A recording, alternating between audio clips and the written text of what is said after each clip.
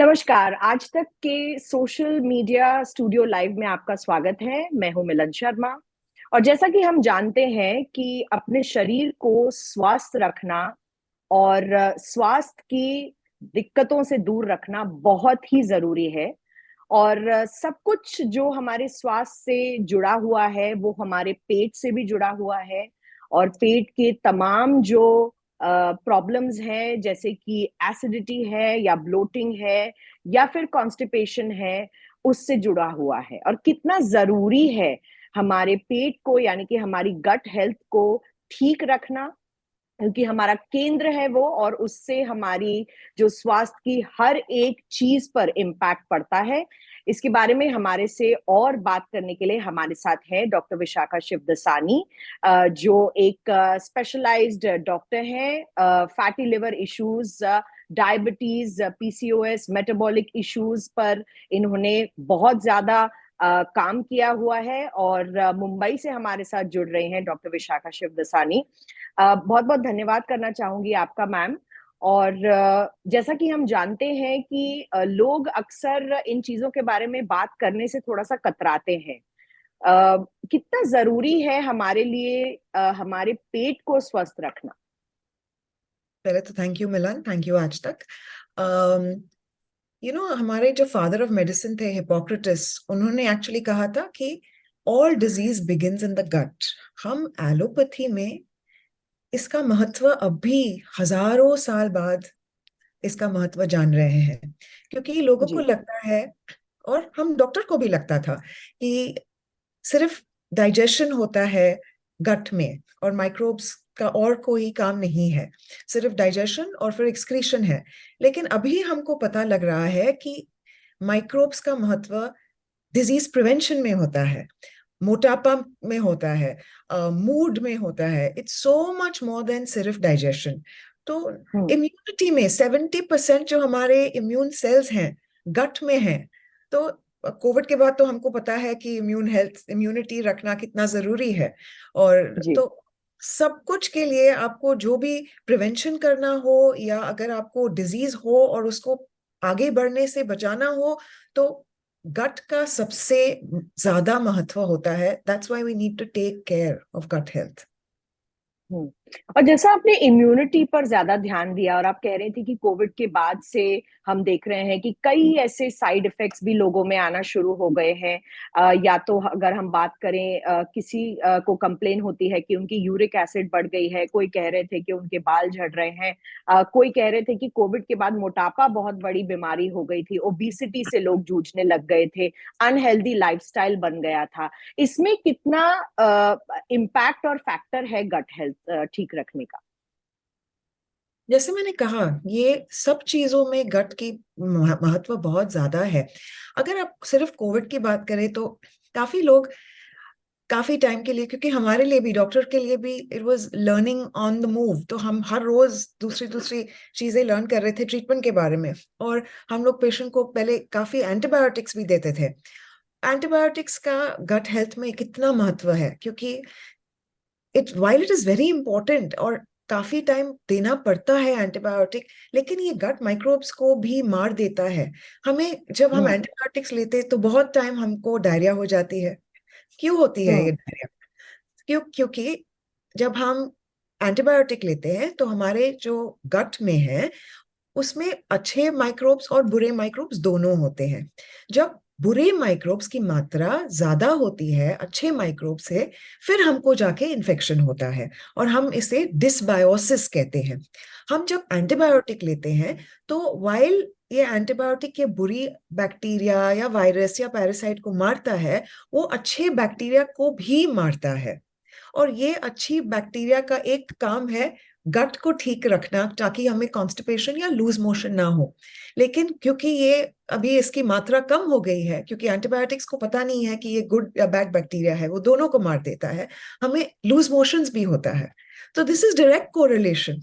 तो इसलिए जब भी आप एंटीबायोटिक्स लो, प्रोबायोटिक्स लेना उसके साथ बहुत इंपॉर्टेंट है।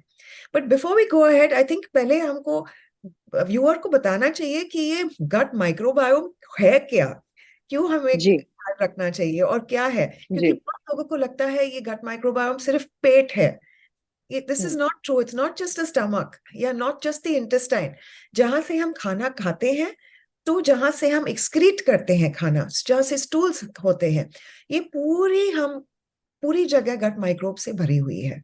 और हमें 100 ट्रिलियन गट माइक्रोब्स है, बैक्टीरिया है शरीर में, जो 10 टाइम्स ज्यादा है हमारे नॉर्मल बैक्टीरिया, नॉर्मल सेल्स के कंपैरिजन में। तो एक्चुअली जी। हम बैक्टीरिया ज्यादा और सेल्स कम है, तो अगर देखा हम्म। जाए तो। So that is the hmm. Importance also. फिर हम देखते हैं कि क्या जरूरत है, लेकिन पहले जानना तो जरूरी है कि क्या हम क्या ठीक कर रहे हैं। और this is not just stomach, this is from entry point to exit point.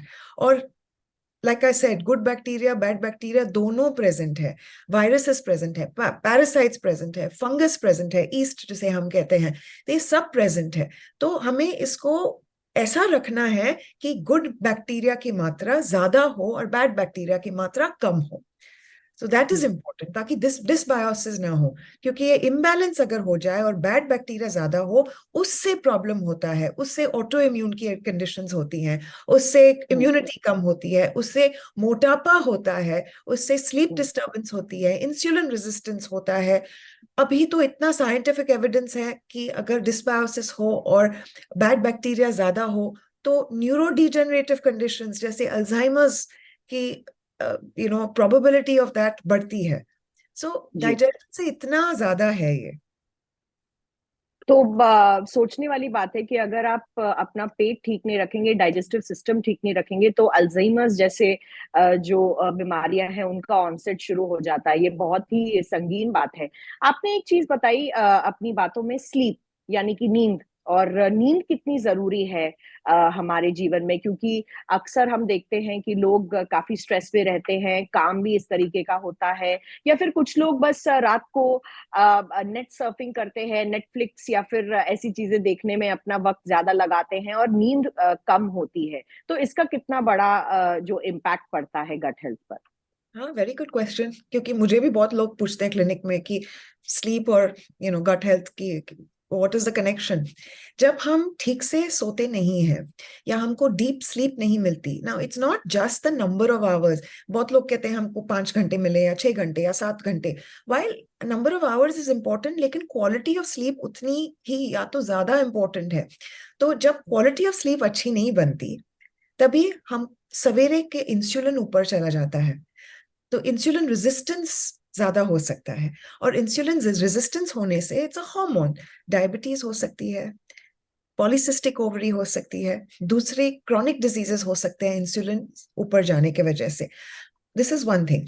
दूसरी थिंग इज जो मैंने डिसबायोसिस का कहा, वो होता है जब स्लीप ठीक से नहीं होती, तो गुड बैक्टीरिया कम होते हैं, पैदा नहीं होते हमारे किस। जैसे मैंने बोला 100 ट्रिलियन बैक्टीरिया है, लेकिन 100 ट्रिलियन एक किस्म के बैक्टीरिया नहीं है, थाउजेंड्स ऑफ हम्म। स्पीशीज है। जैसे हमको अमेजोन फॉरेस्ट में देखने को मिलता है, राइट, इतने फ्लोरा और फौना है। तो ये जी। डाइवर्सिटी ऑफ बैक्टीरिया बहुत इंपॉर्टेंट है, और वो अच्छी स्लीप से मिलती है। तो डाइवर्सिटी कम हो जाती है, मतलब क्षमता कम होती है बॉडी की इम्यूनिटी के लिए, और इंसुलिन रेजिस्टेंस हो सकता है। So this is very very important. So जिसको, like I hmm. Said, blood sugar की प्रॉब्लम है, इंसुलिन रेजिस्टेंस की प्रॉब्लम है, मोटापा में जिसको अगर वेट कम करना हो, अगर इंसुलिन रेजिस्टेंस हो, तो बहुत मुश्किल है कम करना। जिससे हम्म। जो लोग वैसे भी मोटे हैं और जिसको हम स्लीप एपनिया कहते हैं, जो जो स्नोरिंग ज्यादा करते हैं रात को, जी, जिसको जो sleep, खराटे लेते हैं। हम्म। बिल्कुल, तो जी। उनको अगर ठीक से मतलब ट्रीटमेंट नहीं दें, या तो सीपैप मशीन से या दूसरे रेमेडीज ना दें, तो उनका डायरेक्टली हमने देखा है कि गट माइक्रोबायोम पर असर पड़ता है। तो it's hmm. Very important to address ये सब चीजें। हम्म। तो डॉक्टर शिवदसानी, गट माइक्रोबायोम तो हम समझ चुके हैं क्या होता है, और आप कह रही हैं कि वो खाने से लेकर, यानी कि जो हम हमारे मुंह में डालते हैं, जो खाना हम खाते हैं, उसका पूरा, उसको चबाने के बाद, उसको निगलने के बाद, पूरा हलक से नीचे उतरने के बाद, पेट तक जाने के बाद, डाइजेशन पूरा होने के बाद, ये पूरा गट माइक्रोब से भरा हुआ है। अब आप बताइए कि लोगों को क्या खाना चाहिए और क्या नहीं खाना चाहिए अपना गट माइक्रोबायोम ठीक रखने के लिए, अपना पेट ठीक रखने के लिए? पहली बात तो मैं ये बता दूं कि व्हेन यू आस्क कि हमें क्या खाना चाहिए, इट्स एक्चुअली हम्म, हमारे बैक्टीरिया को क्या खाना चाहिए, क्योंकि अच्छा। Not what we eat, it's hmm, what we assimilate. तो हु हम्म, इज वी मतलब हमारा बैक्टीरिया। हम्म, ठीक है, तो अगर हमारा बैक्टीरिया डिस्बायोसिस है, जैसे मैंने बोला था, क्योंकि हम्म, डिस्बायोसिस क्रक्स है ये हम्म, टॉपिक का, तो इसलिए मैं बार बार हम्म, कह रही हूँ डिस्बायोसिस। तो जी, अगर हमारी बैड बैक्टीरिया ज्यादा है, तो वो ठीक से असिमिलेट नहीं कर पाएगी, ठीक से जो हमारा खाना है उसको अब्जॉर्प्शन या विटामिन या जो भी उनको बनाना हो नहीं बना पाएगी। तो you have to hmm, keep your you know gut bacteria good उसके वजह से। और हमको देखना है कि जो हम खाते हैं हमारा गट बैक्टीरिया के लिए अच्छा है कि नहीं, मतलब हम उसे प्रीबायोटिक्स और प्रोबायोटिक्स पहले तो ये दें। अब ये सब लोग ने सुना है प्रोबायोटिक्स ले लो, एंटीबायोटिक्स के साथ ले लो, लेकिन ये है क्या? प्रोबायोटिक्स एक्चुअली लाइव बैक्टीरिया है, तो हम लाइव बैक्टीरिया खा रहे हैं। खाने में खा सकते हैं या हमें प्रोबायोटिक्स जो पिल्स मिलते हैं वो खा सकते हैं। तो कोई कहेगा लेकिन बैक्टीरिया तो कोई क्यों हम खाएंगे, बैक्टीरिया खराब है। लेकिन we are eating the hmm, good bacteria, we actually hmm, replenishing जो हमारा गट में जो खराब बैक्टीरिया है, क्योंकि उसको कम करना है और गुड बैक्टीरिया को ज्यादा करना है। हम लोग प्रोबायोटिक्स लेते हैं सप्लीमेंट्स की तरह से, खाने में भी ले सकते हम्म, हैं और सप्लीमेंट्स में भी ले सकते हैं। हम्म, प्रीबायोटिक्स ये ऑर्गेनिज्म जो हमने प्रोबायोटिक्स लिए हैं, जो हमने बैक्टीरिया खाए हैं, प्रीबायोटिक्स प्रोबायोटिक्स का खाना है। तो दो बात है, एक तो हम एक्चुअली ज्यादा बैक्टीरिया डाल रहे हैं प्रोबायोटिक्स, और प्रीबायोटिक्स हम बैक्टीरिया का खाना दे रहे हैं। तो हम्म, हम ये नेचुरल फॉर्म में भी कर सकते हैं। अगर हम समझो ज्यादा लीफ फाइबर देते हैं, फाइबर बैक्टीरिया का सबसे अच्छा खाना है। तो खाने हम्म, में अगर हम ज्यादा फ्रूट्स वेजिटेबल्स, लीफी फ्रूट लें, अनियंस, गार्लिक, ये खाना का बैक्टीरिया का नेचुरल प्रीबायोटिक खाना होता है ये फाइबर। तो जरूरी नहीं है कि हमें सप्लीमेंट लेना है, हम खाने में भी ले सकते हैं। बट मोस्ट इंपॉर्टेंट कि प्रो और प्रीबायोटिक्स ले लें इन ईदर फॉर्म। हम लोग, मैं क्लिनिक में सप्लीमेंट की तरह देती हूँ अगर पेशेंट ज्यादा क्रॉनिक स्ट्रेस में हो, या एंटीबायोटिक्स ज्यादा लिए हैं, या तबीयत ठीक नहीं हो, क्रॉनिकली बेड रिडन हो, तभी हम एक्स्ट्रा देते हैं, क्योंकि एक्स्ट्रा की जरूरत होती है। लेकिन नॉर्मल इंसान को प्रोबायोटिक्स प्रीबायोटिक्स लेने की भी जरूरत नहीं है, वो उनको खाने में मिल हम्म, जाते हैं। दैट इज वन जी, थिंग। दूसरी थिंग इज अगर हम शुगर ज्यादा लें तो शुगर इन्फ्लेमेशन क्रिएट करता है, और ये हम्म, इन्फ्लेमेशन जाके ये जो हमारी इंटेस्टाइन की लाइनिंग है ना उसे वीक कर लेता है। तो जो चीजें असिमिलेट और डाइजेस्ट होनी चाहिए हमारी इंटेस्टाइन में, और फिर एक्सक्रीट जो खराब पदार्थ है जो एक्सक्रीट होना चाहिए स्टूल के तरह, वो कभी कभी अगर वो इन्फ्लेमेशन के तरह के वजह से, शुगर के वजह से वो लाइनिंग इंटेस्टाइन की लूज हो जाती है, जिसे हम पोरस कहते हैं। और उस हम्म, जब वो हो जाता है तो ये खराब पदार्थ इंटेस्टाइन के बाहर चले जाता है, ब्लड स्ट्रीम हम्म, में और दूसरे हम्म, ऑर्गन्स में, जिसे हम लीकी गट सिंड्रोम कहते हैं। तो बहुत आपने सुना होगा कि लीकी गट, तो इस वजह से लीकी गट होता है। तो ये होने के वजह से फिर दूसरे दूसरे ऑर्गन में प्रॉब्लम होते हैं, जैसे मैंने आपको पहले कहा, अगर डायबिटीज हो या अल्जाइमर्स हो या जो दूसरे हो सकते हैं। तो इसलिए जी, प्रीबायोटिक्स प्रोबायोटिक्स शुगर नहीं के बराबर, जो आप लो तो नेचुरल शुगर्स लो लेकिन प्रोसेस्ड नहीं। प्रोटीन हम्म, लेना बहुत जरूरी है, क्योंकि अमीनो एसिड्स वो लाइनिंग को तगड़ा करता है, स्ट्रॉन्ग मजबूत हम्म, करता है। जिंक जी, लेने से वो भी होता है। तो ऐसे कहीं सही you have to eat food जिसमें ये सब हो, ताकि हम्म, गिल्ली कट भी नहीं हो। हम्म। अब हमारे दर्शकों को बताइए कि इन्फ्लेमेशन क्या होती है। पहले तो ये समझना बहुत जरूरी है कि इन्फ्लेमेशन किसको कहते हैं। ओके, तो अम, मैं थोड़ा बेसिक में समझाती हूँ। दो किस्म के इन्फ्लेमेशन है, अक्यूट और क्रॉनिक। अक्यूट हम्म, इन्फ्लेमेशन एक्चुअली हमारे लिए बहुत अच्छा है, लाइफ सेविंग है। हम्म, समझो आंख में कुछ चला गया तो हमारा ब्लिंकिंग शुरू हो जाएगा, आंख में पानी आना हम्म, शुरू हो जाएगा, ताकि वो फॉरेन बॉडी हम्म, निकले। नहीं तो वो हम्म, इन्फ्लेमेशन है, body is natural inflammation to remove foreign body को। अगर नहीं होगा तो आंख में प्रॉब्लम हो जाएगा। या अगर जी, समझो हमें कुछ लग जाए, हाँ, हम्म, और ब्लीडिंग होना शुरू हो जाए, तो फिर अक्यूट इन्फ्लेमेशन उसको जाके क्लॉट कर लेगा, ताकि we are not going hmm, to bleed to death ना। तो वो जी, लाइफ सेविंग है।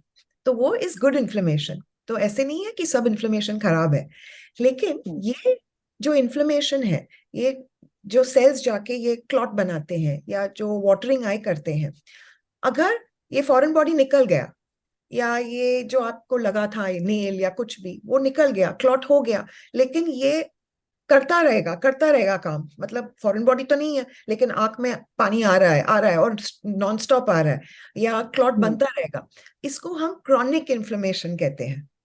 तो जब ऑफेंडिंग एजेंट गया है लेकिन बॉडी को पता नहीं है कि अभी स्टॉप करना है, तो फिर ये प्रॉब्लम है। इसको हम क्रॉनिक इन्फ्लेमेशन कहते हैं, क्योंकि फिर बॉडी को पता नहीं है और ज्यादा इम्यून सेल्स यूज हो जाते हैं। प्रॉब्लम क्रॉनिक इन्फ्लेमेशन से है, अगर आपको यहाँ पर लग जाए या यहाँ पर लग जाए, आपको दिख जाता है। क्रॉनिक इन्फ्लेमेशन इंटरनली होती है, तो आपको पता नहीं हो रहा है कि आप और मैं यहाँ बैठ रहे हैं, लेकिन अगर इन्फ्लेमेशन अंदर हो रहा है हमको पता नहीं है, क्योंकि ऐसे नहीं है कि हमको दर्द हो रहा है या आपको हमको चोट लगी है। तो ये प्रॉब्लम है क्रॉनिक इन्फ्लेमेशन में, इनसाइड होता है और लॉन्ग टर्म होता है। तो फिर जाके अगर ये ब्रेन को अटैक करे अंदर से, या किडनी को अटैक करे, या लिवर को अटैक करे, फिर फैटी लिवर हो जाएगा या अल्जाइमर्स हो जाएगा। लेकिन कॉमन मैन को या इवन हमको पता नहीं होता जब तक हम टेस्ट नहीं करें, और तब तक वेरी जी। ऑफन बहुत लेट हो जाता है। तो इसलिए हम्म। प्रिवेंटिव मेडिसिन का रोल है, you have to prevent these things, ताकि लेट नहीं पिकअप हो। फिर ट्रीटमेंट में हम्म। ऐसे नहीं कि नहीं होती है, लेकिन मुश्किल हो जाती है। जी। तो इनको कैसे किसी को पता चलेगा कि किसी को इन्फ्लेमेशन हो रहा है, या फिर आप ऐसी स्टेज पे पहुंच गए हैं जहां पर आपको ट्रीटमेंट या एक्सपर्ट डॉक्टर्स की जरूरत है? पहली बात तो, if you have a balanced diet and if you have a good lifestyle, तो इन्फ्लेमेशन होना नहीं चाहिए। That's first hmm. Thing. Secondly, हम ब्लड टेस्ट करवा सकते हैं, जैसे हम एनुअल टेस्ट कराते हैं, सब लोग कराते हैं। जी। उसमें अगर हम सर्टन टेस्ट कराएं, जैसे सीआरपी हो गया, एचएससीआरपी हो गया, ईएसआर हो गया, फेरिटिन कभी कभी अगर जरूरत हो तो, these are insulin resistance, these are markers कि हमें दिखाई नहीं दे रहा है हम्म। लेकिन बॉडी में कुछ प्रॉब्लम है, तो ये अलार्म बेल है हम्म। कि अगर हम्म। ये हाई है, क्यों हाई है, अभी कुछ करना है, ज्यादा टेस्टिंग करना है या ज्यादा देखना है, क्यों हमारे एलिवेटेड है ये। That is secondary. और थर्ड, अगर आपको पता है, आपको देख के कि आपको ब्रेन फॉग हो रहा है, या आपको बहुत थकावट हो रही है, या आपका वेट नीचे नहीं जा रहा, या आप कुछ भी कर रहे हो आपका ब्लड शुगर नीचे नहीं आ रहा, तो ये क्यों नहीं हो हम्म। रहा, तो ये बॉडी आपको चीख चीख के कह रहा है कि प्रॉब्लम है, कुछ कीजिए। Hmm. So these are all science of inflammation. तो hmm. If not one, if not second, तीसरा, मतलब इतने आपको साइंस हैं देखने के लिए कि क्रॉनिक इन्फ्लेमेशन है और कुछ करना है हमें। हम्म। तो लोगों को खास ध्यान भी रखना चाहिए कि जब उनका शरीर खुद चिल्लाकर कह रहा है कि कुछ प्रॉब्लम है, लेकिन कई ऐसे लोग हैं जो एक नॉन शलॉन्ट एटीट्यूड ले लेते हैं, या फिर कहते हैं कि छोड़ो यार, एक ही जिंदगी है, खाना तो है ही है, क्यों हम अपना खाना बंद कर दें। या मोटे भी हैं तो सोचते हैं कि नहीं, हम रेगुलर वॉक कर लेंगे, बाहर जा लेंगे, एक्सरसाइज हो जाएगी तो हम ठीक हो जाएंगे, कुछ नहीं फर्क पड़ता है थोड़े से भारी शरीर से। तो ऐसे लोगों को आप क्या कहना चाहेंगे? I feel very sorry for these people, क्योंकि ये पछताएंगे। तो sorry but it's the truth. लेकिन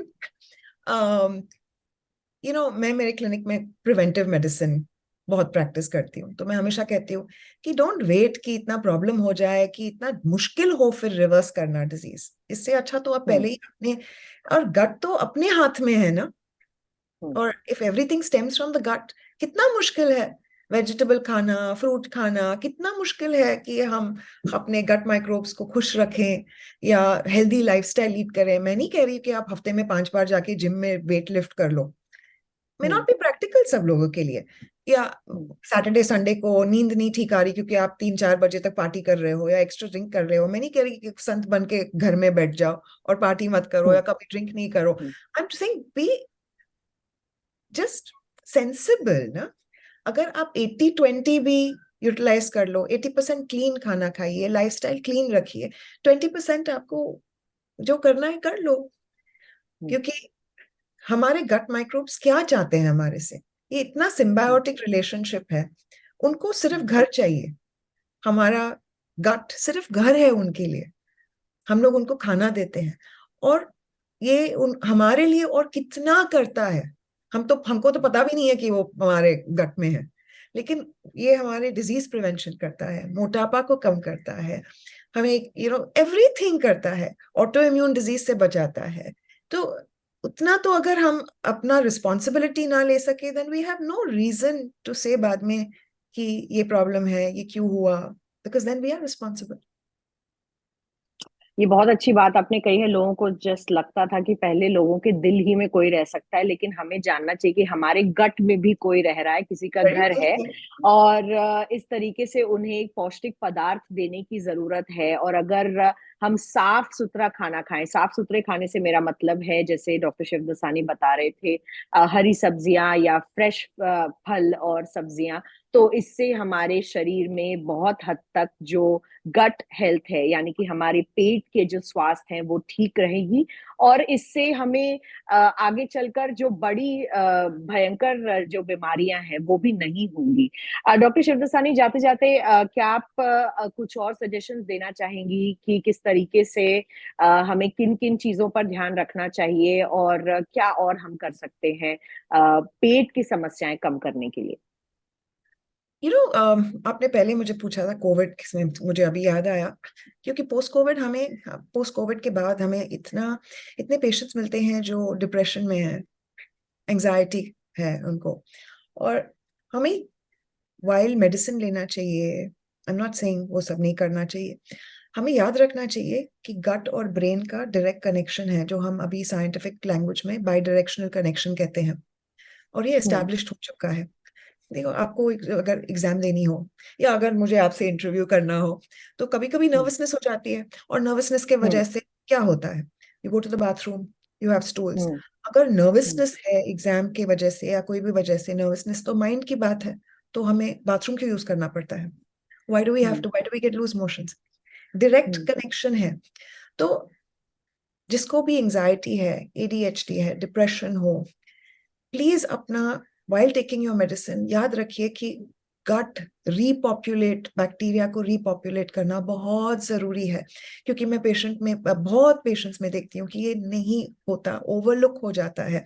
तो आप पेट को बिल्कुल ठीक करिए। और ऑल्सो हम पेट को, हम not, I am using the word पेट, लेकिन गट माइक्रोबायोम को हमारी सेकंड ब्रेन कहते हैं, क्योंकि एक वेगस नर्व होता है, और ये वेगस नर्व डायरेक्ट कनेक्शन है ब्रेन के साथ। और हम्म। उसका एक बहुत महत्वपूर्ण काम ये है कि वो हमको काम रखता है, एंजाइटी से दूर रखता है। और there are lots hmm. Of ways जो हम इसको एक्टिवेट कर सकते हैं। ब्रीदिंग के correct breathing also we can do, और उसका भी एक्टिवेट हो जाता है। तो स्मॉल हम्म। स्मॉल टेक्निक्स है, अगर आप ये सब करें, यू विल बी कामर, हैप्पियर। आपके ड्रग्स जो हैं आप कम लेंगे। और मैंने इतने हजारों पेशेंट्स देखे हैं क्लिनिक में जिसको क्रॉनिक एसिडिटी होता है, जिसको एंटासिड सालों से लेते हैं, कॉन्स्टिपेशन की प्रॉब्लम है, एंजाइटी की प्रॉब्लम है, वो इतना अच्छा उनका ट्रीटमेंट हो जाता है। और जो मेडिसिन लेते हैं, इतना कम लेने की जरूरत होती है उनको, सिर्फ ये फोकस करने में कि हमको हम्म। गट को ठीक करना है। तो थोड़ा डिफरेंट अप्रोच है, लेकिन दिस इज वेरी इंपॉर्टेंट कि हम सिर्फ मेडिसिन को ना देखें, और ये सप्लीमेंट और ये लाइफस्टाइल को भी इनकॉर्पोरेट करें। आपका पूरा हेल्थ में बहुत फर्क पड़ेगा। ये कुछ बहुत महत्वपूर्ण बातें हैं जो लोगों को ध्यान रखनी चाहिए, कम से कम वैसे लोग जिनको पेट की बहुत सारी समस्याएं हैं, जैसे डॉक्टर शिवदसानी बता रही थी। डॉक्टर, बहुत बहुत धन्यवाद आपका हमारे से जुड़ने के लिए और लोगों को समझाने के लिए कि हमारे पेट में भी कोई रह रहा है और उनको भी ठीक रखना हमारे लिए बहुत जरूरी है। बहुत बहुत धन्यवाद। Thank you very much, take care.